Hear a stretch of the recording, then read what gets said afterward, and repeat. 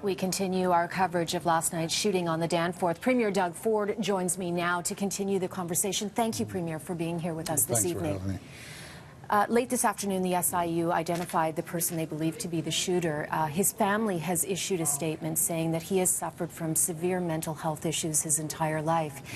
So now it seems we have two serious issues to discuss. One is mental health, and were there enough resources to help him, although the family does say that they tried very hard to get him help. And number two, if somebody is in such dire mental health straits, how on earth could they have gotten a gun? How do we solve these problems?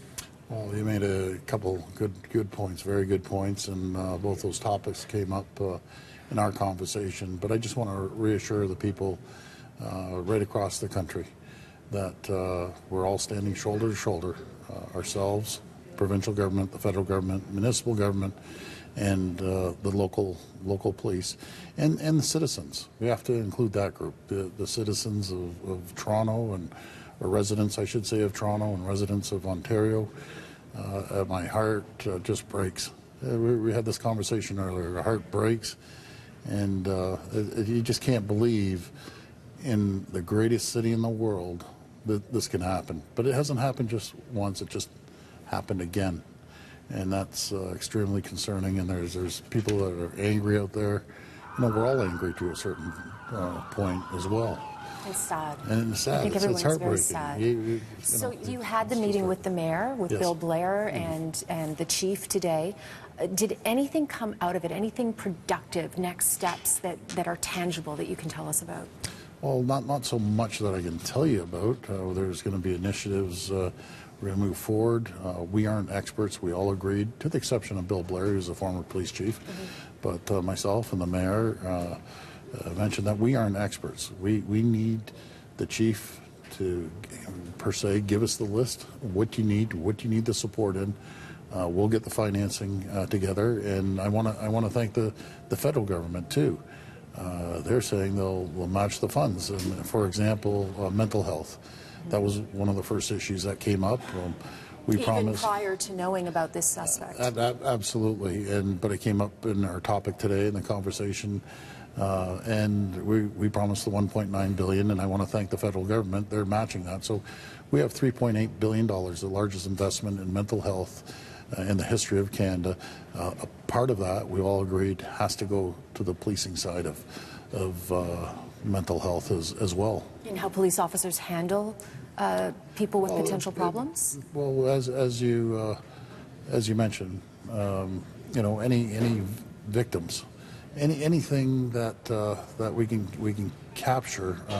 You mentioned that one of the people on Yonge Street.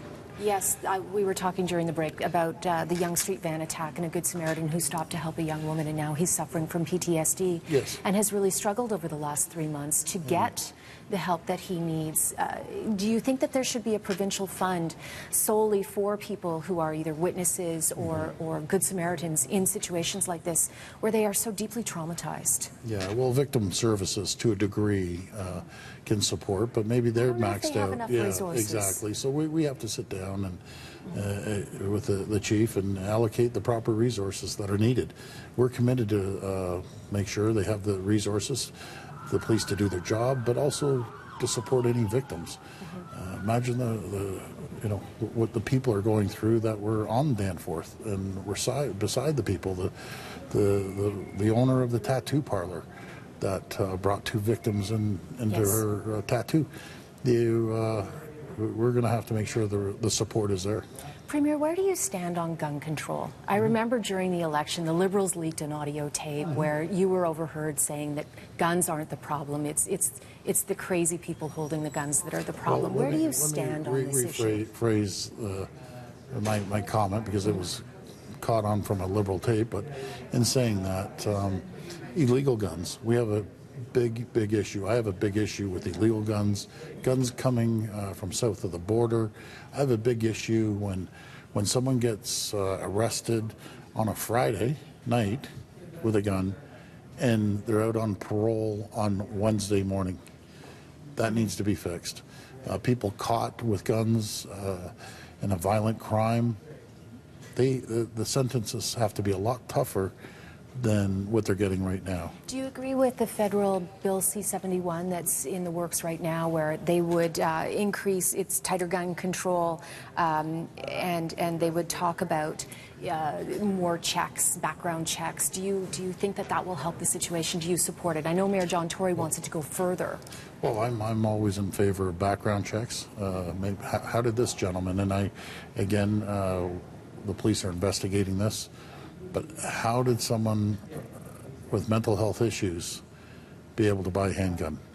Well, we have to find out if it's legal. If they bought it, that's right. You see if he bought it. If he didn't, how did he get it?